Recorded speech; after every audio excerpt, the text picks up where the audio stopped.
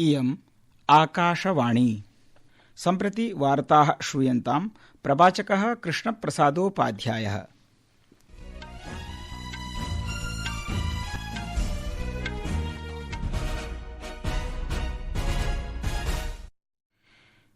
केन्द्रीय मन्त्रिमण्डलेन 2027-तमवर्षस्य जनगणनायाः कृते प्रायः $12,000 आयव्ययिकस्य अनुमोदनं कृतम्। सर्वकारः अवोचत् यत् लोकसभायां वायुप्रदूषणस्य विषये चर्चां कर्तुं सर्वकारः सज्जः अस्तीति।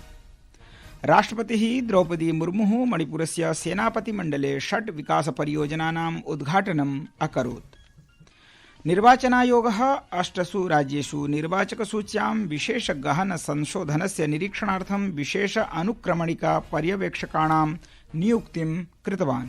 अपि च अन्तः 19 वयसां क्रिकेट क्रीडायां दुबईनगरे एशिया कप इति क्रीडायाः आरम्भिकक्रीडायां भारतं UAE इति देशम् अजयत्।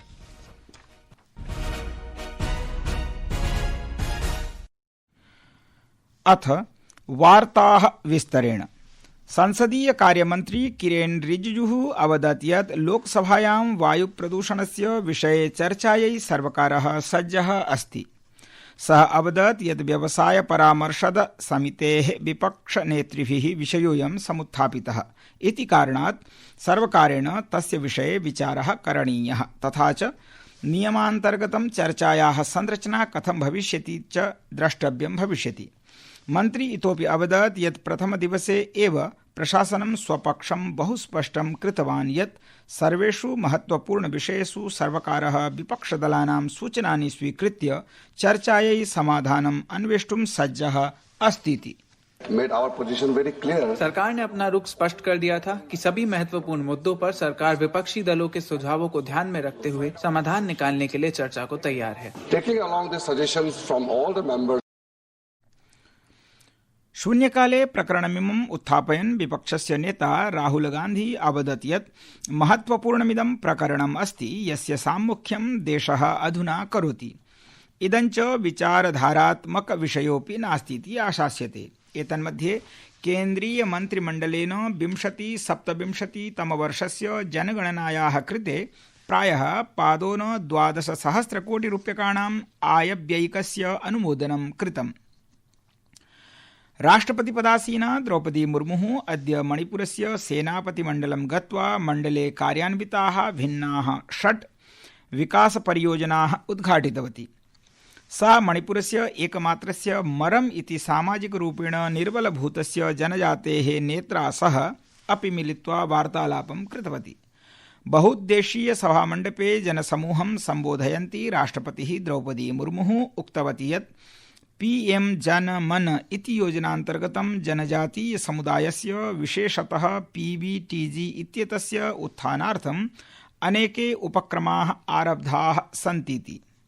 Today I am pleased to have inaugurated a number of important projects that will further improve the quality of life of the people of Manipur.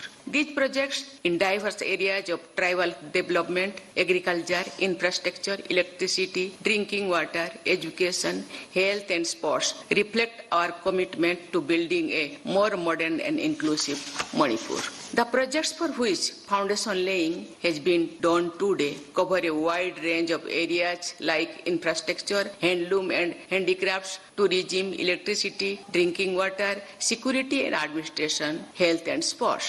These sports projects will generate employment, improve infrastructure and accelerate economic activity. निर्वाचनायोगः 8 राज्येषु निर्वाचकसूच्यां विशेषगहनसंशोधनस्य निरीक्षणार्थं विशेष अनुक्रमणिका पर्यवेक्षकाणां नियुक्तिं कृतवान्। संस्कृतवार्तायाः संस्करणमिदम् इदानीम् आकाशवाणीतः प्रसार्यते। सममेव कार्यक्रमोऽयम् आकाशवाण्याः अन्तर्जालपटले www.newsonair.gov.in इत्यत्र अथ news on AIR चलदूरभाषीयतन्त्रांशे अपि उपलब्धो भविष्यति। विगत 10 वर्षेषु देशे सस्योत्पादनं 44% वर्धितमस्तीति सर्वकारः अवदत्। राज्यसभायाम् अद्य प्रश्नोत्तरकाले अनुपूरक प्रश्नस्योत्तरे केन्द्रीय कृषि कृषक कल्याण मन्त्री शिवराज सिंह चौहानः अवदत् यत् 2014-2020 चतुर्विंशत्युत्तर-2020 नूतन बीजप्रकारैः आधुनिक प्रौद्योगिकिना उन्नत कृषि पद्धत्या च एतत् सम्भवम् अभवदिति। सः अवदत् यत् सर्वकारः कृषिक्षेत्रे सर्वसमावेशक विकासाय निरन्तरं प्रयतमानः अस्ति।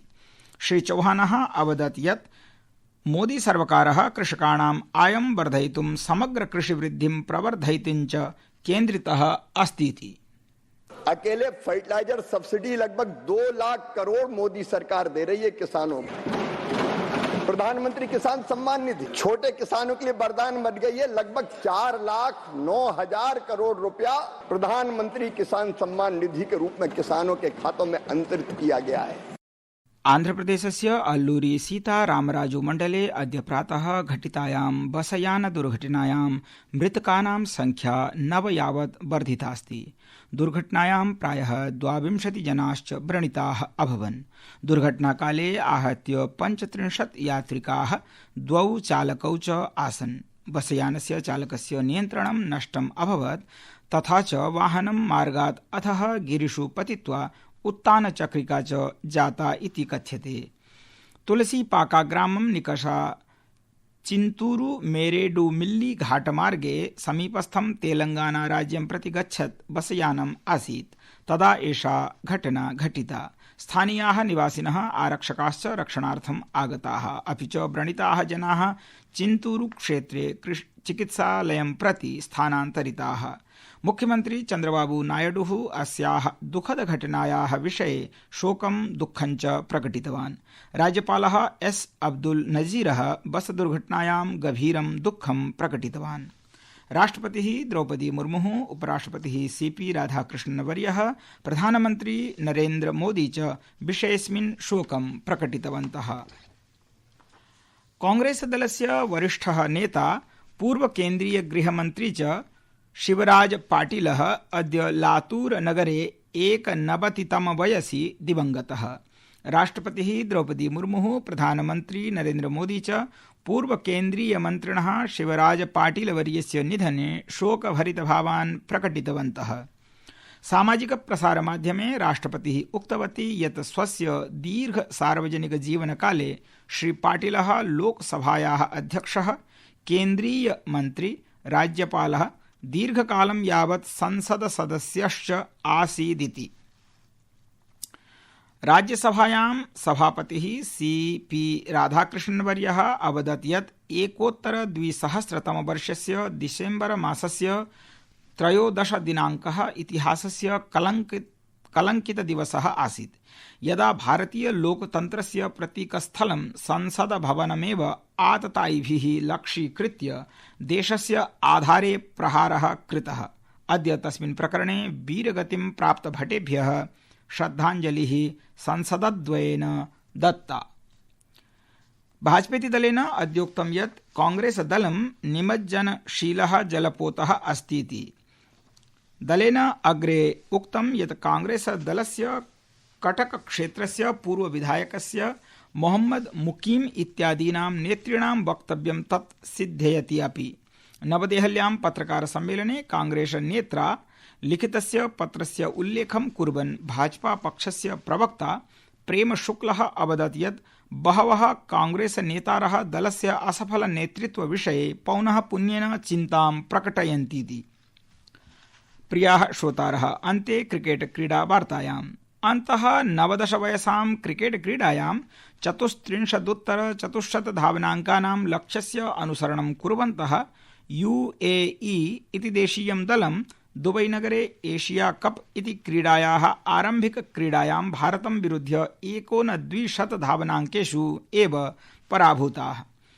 34 धावनाङ्कैश्च भारतेन क्रीडेयं विजिता, यत्र वैभव सूर्यवंशी इत्यनेन केवलं 95 कन्दुकेषु अत्युत्कृष्टतया 170 धावनाङ्काः रचिताः इति वार्ताः।